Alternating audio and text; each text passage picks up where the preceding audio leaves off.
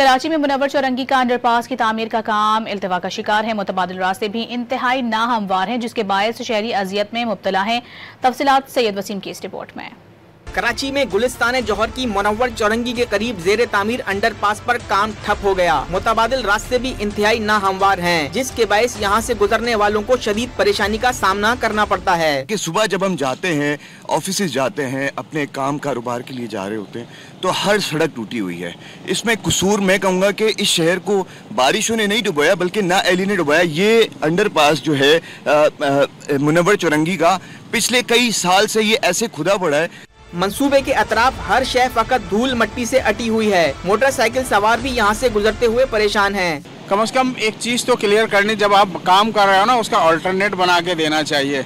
अब यहाँ देखें, ये जब बारिश हुई है तो सारा रोड का सत्यानाश हो गया है, लोग परेशान हैं। यूनिवर्सिटी रोड का हाल देख लें, वो भी सालों से बनता चला आ रहा है, लेकिन कोई पूछने वाला नहीं है। तो ज़्यादा 1-2 महीने तो मुझे हो गए इधर से आने जाने में, और मेरी क्लिनिक है, हम तो सुबह को ख्वार हो जाते हैं।